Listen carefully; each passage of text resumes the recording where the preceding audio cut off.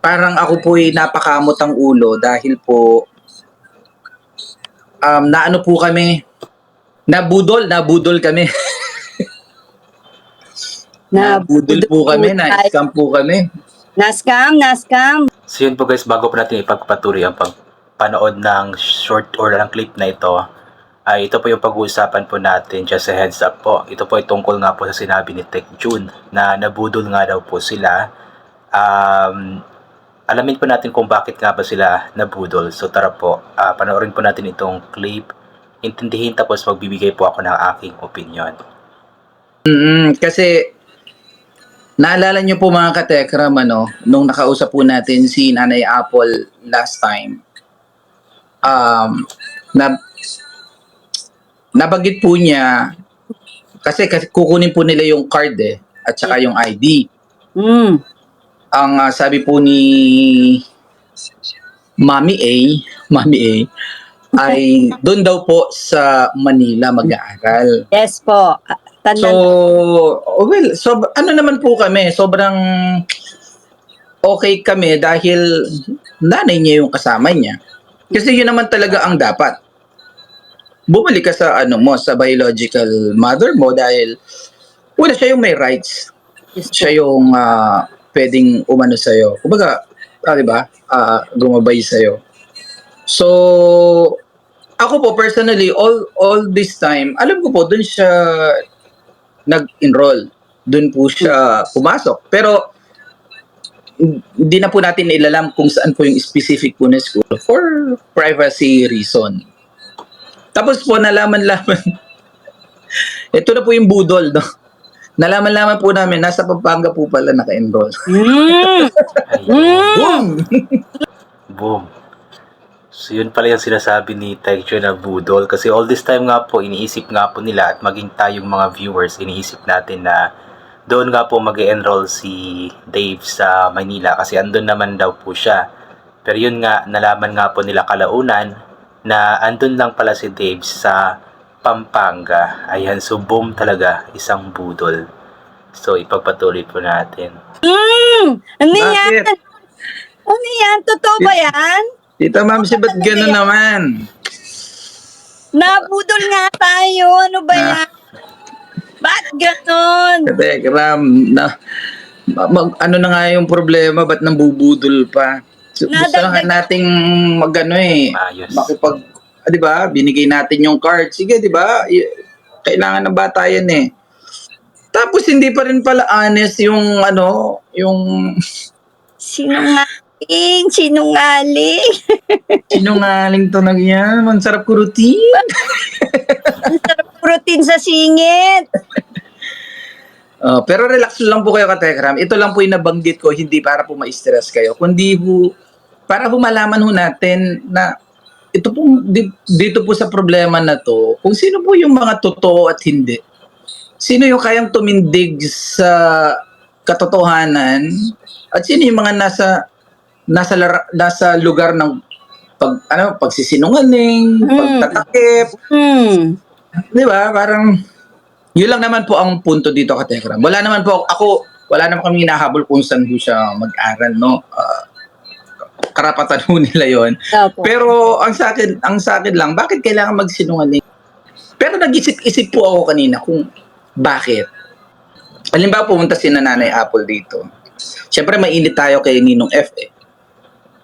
'Di ba? That time talagang hanggang naman ata ngayon. Kumbaga mainit yung natin kay Ninong kasi nga siya yung front dito sa nangyari na to. Kung sa sinabi ni Nanay A, Mami A, na mag-i-enroll sa Pampanga, baka inaano nila na baka hindi namin ibigay yung card. Kasi yun nga, may possibility nga po na ganoon, pero ewan lang din po natin kung ano yung maiisip nila Tekram at ng Manrastas family kapag sabihin nga po or sinabi ni Nanay Apple na kukunin nga po yung card, ang IDs para mag-enroll si Dave doon sa Pampanga. So kapag ganoon, maisip ka agad nila Tekram, hindi pala si Dave titira kay Nanay Apple kasi sa Pampanga. At kapag sinabing Pampanga, wala namang ibang kasama or kakampi si Dave sa Pampanga, kundi si isa sa mga ninong niya. So kaya siguro ganoon po yung naging paraan ni Nanay Apple para makuha yung card. Sinabi na doon sa Maynila para ibigay talaga, kasi iisipin nga po nila Tekram na doon sa Maynila mag-aaral si Dave. At yun nga po talaga ang naisip ni Tekram ng Manalastas family at maging tayo mga viewers, na doon na nga po siya mag-aaral. Tapos ito nga po, andun lang pala siya sa Pampanga. Andun lang malapit sila Tekram. Kasi Pampanga sila Tekram, di ba? Parang Candaba yata. Pero I'm not sure kung nasaan banda sa Pampanga yung sininong ni Dave. Pwede. Kumbaga, sa part namin, somehow, mag-ano kami, yan nga yung yan nga yung kawatan nga yan eh. Di ba? So, para makuha nga naman nila yung card, ay, di ba? Yun lang naman po yung ko. Para makuha nila yung card, ipapalabas nila na mag-enroll kasama yung nanay. Tapos, ganun pala. Yun lang naman po yung ko lang naman. Pakiwari ko lang naman. Baka kasi ipitin namin yung card kapag sinabing sa Pampanga, di ba tita? Siyempre, concern lang naman din kasi tayo dun sa pag-aaral din naman nung bata nung pumunta dito. Wala naman ho tayong intention na i-hold yun or whatsoever. Pero sana sinabi na lang nila yung totoo para sa bagay, para nga naman saan. Halimbawa, kung sabihin na lang sa Pampanga, pipigilan po ba namin? O nga, no? Paano kung sinabi ng Pampanga? Wait lang. Ibig sabihin, kasama niya si Ninong F. Yeah, we know naman the place. Magbabago ba decision namin? I-hold ba namin yung card nun?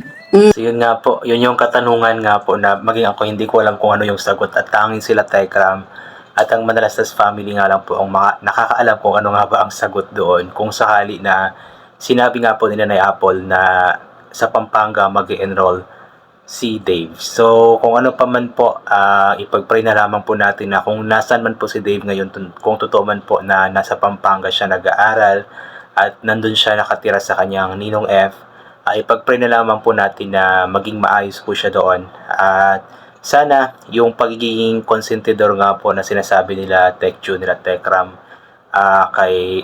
pagiging konsentidor nila yung F, sana is kumbaga makontrol, mabawas-bawasan, kasi yun nga sabi ni Tekjun, mahirap nga po na yung magiging guardian ni Dave is ganoon nga po, konsentidor, oo lamang ng oo sa mga gusto or dapat gawin ng bata. So which is hindi yun tama, kasi yung pagiging konsentidor or pagkonsinti nga po is may chance nga po na magdudulot ito ng hindi maganda or magdudulot ng kapahamakan, at sana wag naman mangyari iyon. Ayan.